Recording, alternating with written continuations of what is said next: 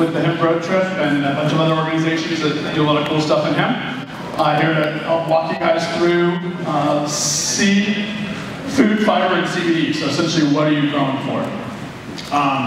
Been to Kansas quite a few times. Been testified. I don't know if Willie does in the house, but testified with Willie a couple times, probably 4 or 5 times here in Kansas.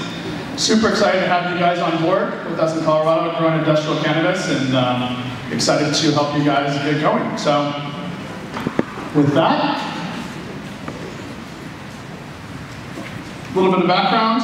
I'm on the board as the Vice President of the HIA, the Hemp Industries Association National Board. We need to get a local chapter here with Killing the Group. Also on the board of Vote Hemp, the advocacy organization, the nation's largest and oldest advocacy organization. On the board of the Industrial Hemp Research Foundation. So what we do is we help couple private and public investment with hemp research. Colorado State, University of Colorado, University of Puerto Rico. We get stuff going here with Kansas State, University of Kansas, and Pitt State, who we visited with as well. Also have director of the Colorado State chapter of the HIA. So I was there, and we're missing the picture here, we had a little technical difficulty this morning, but essentially last year, 2017, 2 groups brought in 30 metric tons, so 66,000 pounds of seed from international. So this one here was in North Dakota. Essentially the farmer there, he was growing hemp seed and selling it to Korea. And the Department of Ag in North Dakota and the DEA 2 years ago said if you sell it to North Korea, you're essentially selling drugs and transporting drugs internationally. He was selling seed, mind you, right? So no THC. They were telling him they would arrest him for selling drugs to Korea. He told him to go pounds in, and the next day the Department of Ag called and asked if he would manage their entire hemp program. So, which he did, and 30 tons of hemp seed came in from Canada to all through North Dakota. So we were there with the bus. When that happened, I was also part of the group, International Hemp Solutions. We brought in a group from Poland for fiber seed, the fiber crop. Essentially, probably about that big around, diameter, about 14 feet tall, made for fiber, for clothing. And we brought that in through the Adams State, with Michael Bright here, through Adams State, with the DEA permit, 237 permit, to allow seeds to come in through the state.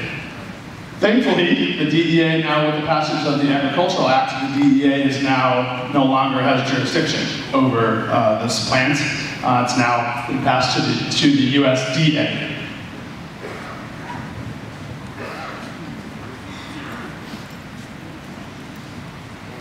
So here's the Polish seed. So in Poland, literally the day after Hitler invaded Poland, they created this place called the Institute of Medicinal Fibers and Natural Plants.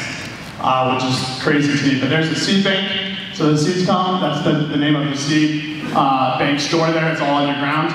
But we brought in 30 metric tons of hemp seed from Poland for food, fiber, and grain, all within Colorado. So we're going to talk about certified seed. The state law requires seed to be certified, so that takes a lot of pressure and angst off the farmer. Certified seed is more stable, we'll get into that here in a bit. Insurance, those sorts of issues. So the issues that we dealt with in Colorado and other states of having non-certified seed, you guys don't have to deal with as much here, right? So that's a benefit. But you really need to know what, and this is what I want to impart, the takeaway, what are you growing for, right? So there's essentially 3 things you can grow for: food, fiber, cannabinoids, right? So know what you're growing for, and know where you're going to send that crop at the end of the day, right? Like in a normal business. And that will determine what seeds you're going to procure, right? It's a much different growing technique. Food and fiber are a much different growing technique than if you're growing for cannabinoids. So if you look here, that's Henry Ford made a car in 1941 out of hemp and other natural materials. That here is in Kansas, that's a hemp flag. Underneath is a BMW car part. BMW, Audi, all use hemp in their door panels for insulation, vibration, all sorts of things. So hemp is a biocomposite, and especially here for Kansas, we'll get into it in a bit, fantastic. So that's Willie Dove, your state representative here, with the flag, the bus out in front of Topeka.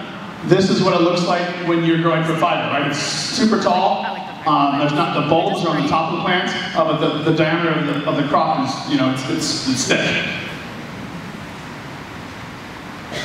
So if you're growing for seed, so our first year at Colorado Cultivars did 300 acres in 2015 for cannabinoids, right? We now switched, and now we grow mainly for seed, for grain, for protein. We dual crop it for CBD as well, but we grow for seed, just the environment, the process, and all that sort of stuff. This is what a grain crop looks like. Again, the fiber crop is taller, the grain crop's a little bit shorter, as you can see here, being harvested.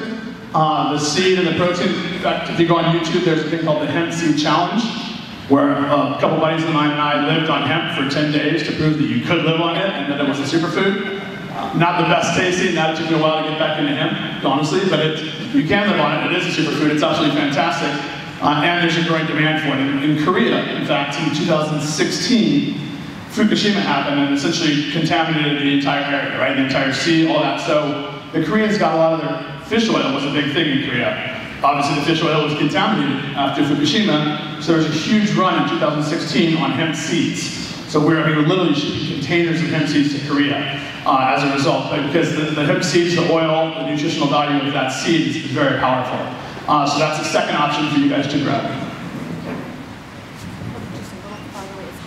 Oh, am I too loud? Okay. Is that better? All right, CBD for cannabinoids. As you can see here, much different growing technique, right? Much more akin to growing tobacco. So Mitch McConnell, the tobacco farmers in Kentucky, Mitch McConnell, if you don't know, helped push through the Agricultural Act and helped make sure that extracts and cannabinoids were part of the solution for the Agricultural Act and for hemp legalization. But hemp is much more akin to tobacco farming, right? So you can see smaller crops, smaller plants, much more Christmas tree, not as row cropped as corn or wheat, much different. You can turn that dietary supplement, right, the extracts from the cannabis, from the flower, you can turn that into different products, health and dietary supplement products. GW Pharmaceuticals has actually patented Epidiolex for kids with Dravet syndrome. And they're charging kids $32,000 a month for this medicine that has that CBD. You can literally grow in your backyard, but I digress. So certified seed, what it provides you guys have to have certified seed here in the state. What it provides you with, number one, is stability. You know that that crop is stable and it's going to do what it says it's going to do. Keep in mind, just I want to be clear, even that Polish crop that we brought in 2015-16, 0.001% THC. I mean, it's a fiber crop, right? It's used to make textiles. Some of the crop in certain areas of Colorado went hot, meaning it went over that 0.3% THC level the first year. This plant is extremely adaptable. 1 in 5 crops goes hot. It means THC, CBD, cannabinoids in general are the plant's defense mechanism, right? So it goes to a new environment, and as you will see here in Kansas, it comes to a new environment, new latitude, new altitude, new soil, all that, it freaks out, right? And part of that freak out process is increasing cannabinoids, right? So it could have, I mean, a fiber crop did go hot in Colorado. It's like 0.8% THC, which again, non-psychoactive, completely safe across the board, but it did go hot that first year. The second year, the second harvest, it stabilized and went back down to negligible THC, but it did freak out that first year. And so you got to allow yourself time to understand the plants. You got to allow the plant time to understand the ground and the environment. So that can take 1, 2, even 3 seasons to finally stabilize. And even with the certified seed, it could take some time. So I want to make sure to set the expectation level. Give it some time. Give yourself some time to know the crop. Give the crop some time to know your farm, right? Give it some time, and that's 2 to 3 harvests. Also, it allows, the certified seed will then allow for crop insurance. We're getting some questions here in a bit, but for crop insurance, I just spoke with the USDA's, the folks last week about having crop insurance. It is going to be coming down. Hopefully in the April 1 through 5 is the next area where we can submit a plan, but crop insurance will be coming. Certified seed will be a component of that crop insurance. You need to have, if you want insurance coverage in the future, you're going to need to have a certified seed. And also, yeah, so with that, we'll open up to questions. Obviously, if you guys have need for certified seed, those sorts of items, you can talk to me after this, and I can get you hooked up with folks that have what you're looking for. But for the purposes of today, we're here to educate and make sure you guys understand that really know what you're growing for and where you're growing it, and then from there you can, from there it's just procuring the seed and allowing time for the crop to adapt to your environment and allowing time for you to understand what the crop can do.